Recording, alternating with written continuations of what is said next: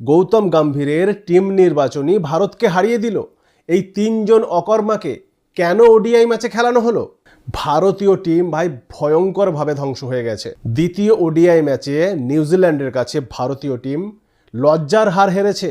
ভাই আমরা খুব কষ্ট করে ল্যাংড়াতে 284 রান করেছিলাম, কিন্তু ভাই নিউজিল্যান্ড যে এত সহজেই এই রানটাকে চেজ করে দেবে আমি স্বপ্নেও ভাবতে পারিনি।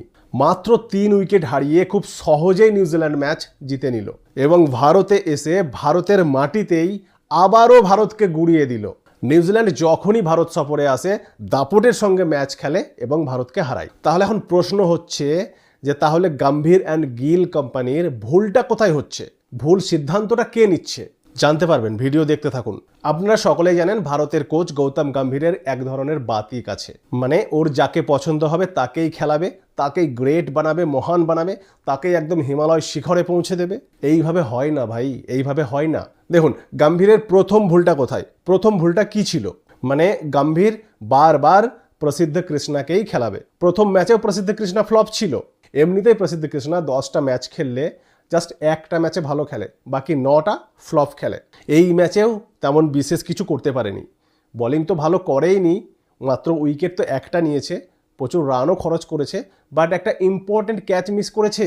ওই মিচেলের ক্যাচটা যদি ধরতে পারতো, এত সহজ ক্যাচ, তাহলে হয়তো ম্যাচের অবস্থা আজকে অন্যরকম হতো, রেজাল্ট আজকে অন্যরকম হতো। মানে ভাই দেখুন, আপনার গ্যারেজে ফরচুনার পড়ে আছে, থার পড়ে আছে, এরকম ভালো ভালো আরও দামি দামি এসইউভি পড়ে আছে, আর আপনি কি চালাচ্ছেন? Eeco, Maruti Suzuki.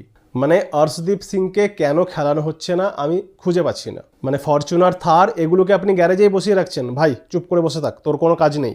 মানে বন্ধুরা আমি এটাই বলতে চাইছি যে অর্শদীপ সিংকে বসিয়ে রাখছেন আর প্রসিদ্ধ কৃষ্ণাকে বারবার খেলাচ্ছেন। কার কথায় খেলাচ্ছেন, কেন খেলাচ্ছেন আপনিই জানেন। প্রসিদ্ধ কৃষ্ণাকে গত 2 বছর থেকে বারবার সুযোগ দেওয়া, বারবার খেলানো, আর অর্শদীপ সিংকে বারবার বসিয়ে রাখা। গম্ভীরের দ্বিতীয় ভুলটা হচ্ছে ভাই রবীন্দ্র জাডেজা। আমরা দেখেছি রোহিত শর্মার অধিনায়কত্বে যখন 2024 ভারত টি20 ওয়ার্ল্ড কাপ জিতলো, তারপরেই রোহিত শর্মা, বিরাট কোহলি অবসর নিল, তার সাথে সাথে রবীন্দ্র জাডেজাও অবসর নিয়েছিল। কিন্তু ভাই ওডিআই টিমে কি এখন রবীন্দ্র জাডেজার জায়গা হওয়া উচিত? আমার তো মনে হয় বর্তমান পরিস্থিতিতে রবীন্দ্র জাডেজার ওডিআই টিমে কোনো জায়গা নেই। তাকে জোর করে ফিট করা হচ্ছে দলে। জাড্ডুর ভাই শুধুমাত্র টেস্ট খেলাই উচিত। অনেক ওডিআই খেলে নিয়েছে ভাই 15 বছর ধরে, আর কত খেলবে? মানে গম্ভীরের কথায় বিরাট কোহলি, রোহিত শর্মা এদেরকে জায়গা দেওয়া যাবে না, বাট রবীন্দ্র জাডেজাকে জায়গা দেওয়া যাবে। মানে আমি এটা বুঝতে পারছি না অক্ষর প্যাটেলকে কেন সিলেক্ট করা হচ্ছে না, কেন তাকে বাইরে বসিয়ে রেখে তার ক্যারিয়ার খারাপ করা হচ্ছে। ভাই অক্ষর প্যাটেলের দোষ কোথায় আমি তো দেখতে পাচ্ছি না। অক্ষর প্যাটেলের অপরাধটা কি? গৌতম গম্ভীর স্যার আপনার রবীন্দ্র জাডেজার প্রতি যে মানসিক বাতিক, সেটা থেকে আপনি বেরোতে পারছেন না। অবশ্যই এটাই স্বাভাবিক, আমরা শুরু থেকে লক্ষ্য করে আসছি যে একটু গম্ভীরের চামচাগিরি করতে পারবে সেই দলে থাকবে, পারফরমেন্স করুক চাই না করুক। এখন ভাই এই গম্ভীর অক্ষর প্যাটেলের ক্যারিয়ারটাকেও শেষ করেই ছাড়বে।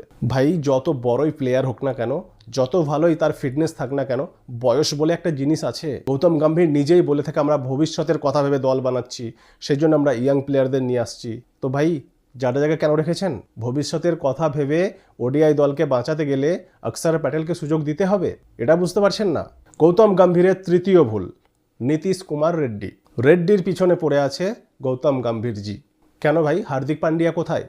হার্দিক পান্ডিয়ার কি অপরাধ? হার্দিক পান্ডিয়াকে সিলেক্ট করার আগে আপনারা বলছেন যে হার্দিক পান্ডিয়া 10 ওভার বল করার জন্য ফিট নয়, সেই জন্যই তাকে আমরা ওডিআই দলে সিলেক্ট করিনি।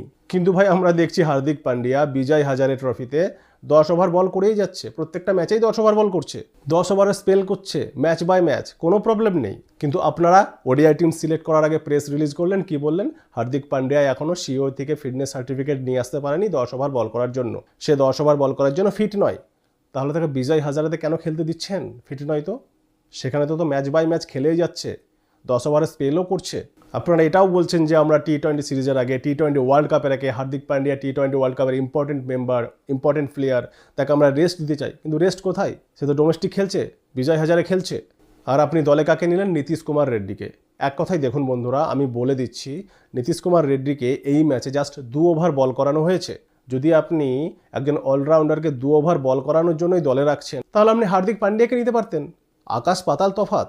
হার্দিক পান্ডিয়া অনেক অনেক অনেক আগে আছে নীতিশ কুমার রেড্ডির থেকে। হার্দিক পান্ডিয়া অলরেডি নিজেকে প্রুভ করে দিয়েছে, তাকে ওডিআই টিমে সিলেক্ট না করার কোনো কারণ নেই। হ্যাঁ কারণ আছে অবশ্যই, হার্দিক পান্ডিয়া দলে থাকলে তো আর আপনার মন মতো কাজ করবে না, সে তার নিজের পয়েন্ট অফ ভিউটা রাখবে, আর আপনি সহ্য করতে পারবেন না, আপনার ইগো সেটা সহ্য করতে পারবে না। গাম্ভীরের দরকার শুধু চামচাগিরি প্লেয়ার, যে তার চামচাগিরি করবে, যে তার কথা শুনে ওঠা বসা করবে, তাকে সে দলে রাখবে। দল যায় ভাড় মে, আমার ইগোটাই আগে। গম্ভীর স্যার, আপনার বোলিং লাইন আপ তো পুরোপুরি শেষ হয়ে গেছে। মোহাম্মদ শামি বেচারা কত মাস কষ্ট করে নিজের ফিটনেসটাকে ঠিক করলো, বিগত 6 মাস থেকে ডোমেস্টিক ক্রিকেটে মোহাম্মদ শামি ফায়ার পারফরমেন্স, একদম আগুন ঝরিয়ে দিচ্ছে বোলিংয়ে, কিন্তু তাকে সিলেক্ট করা যাবে না। গম্ভীর স্যার, আপনি শুধু হর্ষিত রানার পিছনেই পড়ে আছেন। হর্ষিত রানাকে আপনি অলরাউন্ডার বানাবেন, বাট যেটা ভাবছেন সেটা কোনোদিন হয় না। কিন্তু মোহাম্মদ শামির মতো একজন চ্যাম্পিয়ন বোলার, তাকে আপনি বাইরে রাখছেন, তাকে দলে সিলেক্ট করছেন না। যেহেতু ওডিআই সিরিজ বুমরা খেলছে না, শামিকে তো সুযোগ দেওয়া অবশ্যই দরকার ছিল। আপনি কারো কথা শুনবেন না, নিজের মতো করে টিমকে চালাবেন, নিজের ইচ্ছা মতো প্লেয়ারকে দলে রাখবেন, তাহলে তো এই অবস্থা হবেই। ওই বাচ্চা খোকাগুলো এসে আপনাকে ঠুকে দিয়ে যাবে। একটা বাচ্চা টিম 2-3 জন প্লেয়ার ছাড়া বাকি প্লেয়ারগুলো 10খানা ইন্টারন্যাশনাল ম্যাচ খেলেনি, তারা এসে আপনাদের এই অবস্থা করছে, এই হাল করছে, তাহলে ওই খোকাদের বাবারা এলে আপনাদের কি অবস্থা করবে? যেমনটা টেস্ট সিরিজে করেছিল সেরকম হতো, এখানেও 3-0 হতো।